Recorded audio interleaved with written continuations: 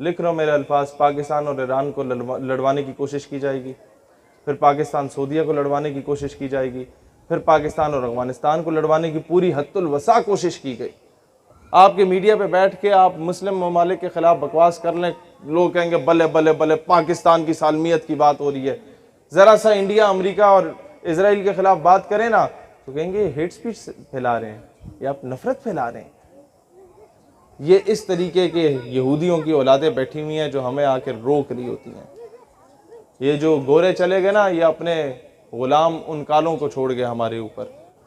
पाकिस्तान के किसी इदारे की पॉलिसी से इख्तलाफ हो सकता है, किसी जर्नैल से इख्तलाफ हो सकता है, किसी वज़ीर से इख्तलाफ हो सकता है, किसी गवर्नर से इख्तलाफ हो सकता है, किसी वज़ीर आज़म से इख्तलाफ हो सकता है, सदर मुमलिकत से इख्तलाफ हो सकता है, वज़ीर आला से इख्तलाफ हो सकता है। उसका गिरबान पकड़ो, लेकिन पाकिस्तान धरती माँ है। पाकिस्तान तो हम सबका है, इसके लिए तो हम सब के बाप दादा ने कुर्बानियाँ दी। इसके लिए तो आप सब में से किसी न किसी का चाचा मामा ताया फौज का सिपाही होगा जो बेचारा बॉर्डर पे बैठा हुआ है ना। आप सबके खानदान में कोई ना कोई इस तरह का फौजी होगा, कोई पुलिस वाला होगा जो बेचारा वो कराची के ये इतनी सख्त गर्मी में लोग बेहोश हो रहे होते हैं और वो चौक चौराहे पे खड़े होके लोगों को राह दिखा रहा होगा, लोगों से आके बातें सुनाते होंगे, वो खामोशी से सुन लेता होगा कि चलो यार मैं कौम की खिदमत कर रहा हूँ। हम उसे ताने देते हैं कि तुम 20,000 के पीछे ये कर रहे हो। बंदा पूछे कि उल्लू के पठो 20,000 के पीछे कौन से याचीन पे जाता है। लिहाजा जो जवान हैं उन्हें सीनों से लगाओ। किसी जर्नैल की पॉलिसी से इख्तलाफ है, नाम लेके बोलो, पूरे इदारे को रगड़ाना लगाओ, क्योंकि उससे यही होता है कि जो वो बेचारा शहादतें दे के आ रहा होता है उसके जख्मों पे नमक छिड़कते हैं। जर्नैल को कोई फ़र्क नहीं पड़ता, कोई फ़र्क नहीं पड़ता। उसने वही रिटायरमेंट के बाहर दफ़ा हो जाना है मुशर्रफ की सूरत में, वहाँ जाके आराम से ज़िंदगी गुजारेगा। उसने जो किया, मैं उन चीज़ों में नहीं जाऊँगा, फिर ये फरिश्ते नाराज़ होते हैं, लेकिन मैं सिर्फ इतना बात कहना चाहूँगा कि पाकिस्तान से अगर मुझे मोहब्बत है तो इस वजह से नहीं है कि ये ख़िता ज़मीन है जहाँ में पला बड़ा, जहाँ में पैदा हो गया, नहीं। मुझे इससे मोहब्बत है तो इस वजह से है कि ये वो वाहिद रियासत है, रियासत मदीना के बाद, जो इस्लाम के नाम पे हासिल की गई। लिहाजा हम इख्तिलाफ हुकूमत से होगा, हुकूमत का गिरबान पकड़ेंगे और उसको उठा के बाहर फेंकेंगे और अपने बच्चों की तरबियत करके उनको सियासत में लाएं, अपने बच्चों की तरबियत करके उन्हें ब्यूरोक्रेट बनाएं, अपने बच्चों की तरबियत करके उन्हें आर्मी ऑफिसर बनाएं, उन्हें इंजीनियर डॉक्टर बनाएं, उन्हें अच्छा आलिम बनाएं, उन्हें मेन स्ट्रीम में लाएं। आप मुझे बताएं, बिल फर्ज खुदा ना खास्ता 2-3 हिस्से हो गया मुल्क, तो अंग्रेज़ों के कुत्ते नहलाने वाले तो हर सूबे पे काबिज बैठे हुए, फिर क्या करेंगे? ज़िलों को अलग करेंगे। मेरी बात समझ आ रही है आप लोगों को? ये नवाब वडेरे तो वही बैठे हुए हैं। उन्होंने तो आपको बलूचिस्तान में भी महरूम रखा, उन्होंने आपको पंजाब में भी महरूम रखा। पंजाब आपको क्या लाहौर नजर आता है सिर्फ? साउथ पंजाब चले किसी दिन मेरे साथ, आप बलूचिस्तान के जुल्म भूल जाएंगे। वहां के जो जाबिर और जालिम नवाब वडेरे अपने अवाम के साथ वो सलूक करते हैं। इंटीरियर सिंध चले कभी मेरे साथ, वहां के जो ये जालिम नवाब वडेरे हाल करते हैं ना, वहाँ की मासूम औरतों के साथ, बेचारियों के साथ, जो भट्टों पे काम करती हैं, जो बेचारी वहाँ वो लोगों की गंदमों को काटने के लिए काम कर रही होती हैं। आप भूल जाएंगे कि बलूचिस्तान में क्या हो रहा है। हर जगह की एक अपनी तवील दास्तान है। लेकिन मसला सिर्फ ये, एक बात याद रखना, कभी भी कोई नवाब वडेरा आपको अपना कमी नहीं बनाएगा जब तक आप खुद उसके गिटों में नहीं बैठेंगे, मैंने दाने दे दो, मुझे दाने दे दो जी, मेरी रोज़ी रोटी लग जाए। अपनी हक हलाल की 2 वक्त की रोटी कमाएं, नवाब वडेरे की ग़ुलामी को लात मारें। ठीक है, थोड़ी मुश्किल होगी, लेकिन यह है कि कम से कम तुम्हारी बेटियों की इज्जत बची रहेगी। आज डॉक्टर आफिया की वालदा ने हमें सिर्फ एक बात की थी कि बेटा मुस्तकबिल में किसी मकाम पे पहुंचे ना तो कर्जा नहीं लेना कभी। तो मुझे फ़ौरन समझ आ गई कि अगर मैं किसी को कर्जा देता हूँ तो मैं एक्सपेक्ट करता हूँ कि मेरे बूट भी पॉलिश करो, मेरी गाड़ी पे भी कपड़ा मारो, मैं तुम्हें लात मारूँ, तुम्हारी जरूरत नहीं होनी चाहिए बात करने की। इसी तरीके से जब अमेरिका आपको कर्जा देता है तो वो रेमंड डेविस की सूरत में आपके बच्चों का भी कत्ल करता है और बाइज्जत बरी हो जाता है।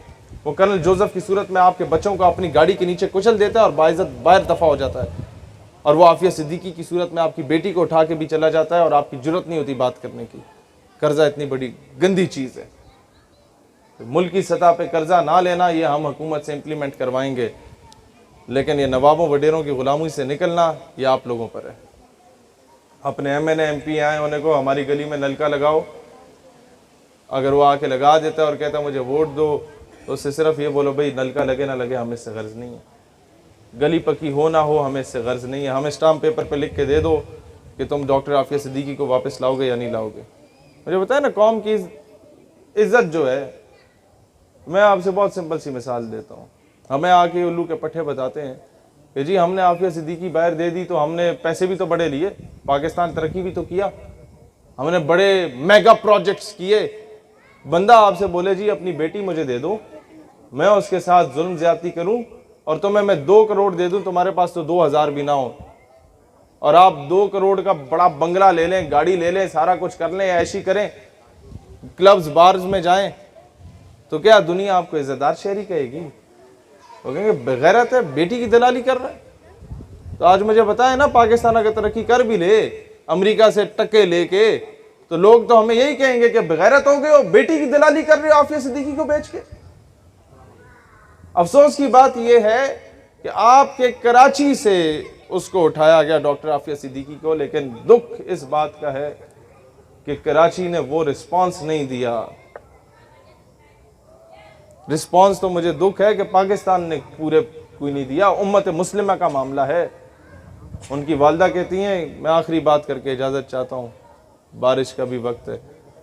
उनकी वालदा कहती हैं कि आफिया सिद्दीकी को रसूलुल्लाह अलैहि सलाम की ज़ियारत नसीब हुई तो वो रो पड़ी, या रसूलुल्लाह कब तक मेरा इम्तिहान लेंगे, कब तक मेरा इम्तिहान होगा? तो उन्होंने कहा बच्चे तुम्हारा इम्तिहान हो गया, तुम तो पास हो। तो कहते हैं कैसे पास हो, ये तो मुझ पे जुल्म कर रहे हैं, अदालतों में नंगा करके पेश करते हैं और कहते हैं कि कुरान पाक के ऊपर चल के आओ अमेरिका में। कब तक इम्तिहान होगा? किसका इम्तिहान हो रहा है? अगर मेरा इम्तिहान में मैं पास हूं, तो रसूलुल्लाह अलैहिस्सलाम ने फरमाया कि उम्मत का इम्तिहान है, ये उम्मत जागेगी क्या नहीं जागेगी। अगर ये उम्मत बेटियों पे नहीं जागती ना, तो फिर भूल जाओ कि कल हमारे घर में भी आके अमेरिका दस्तक देगा।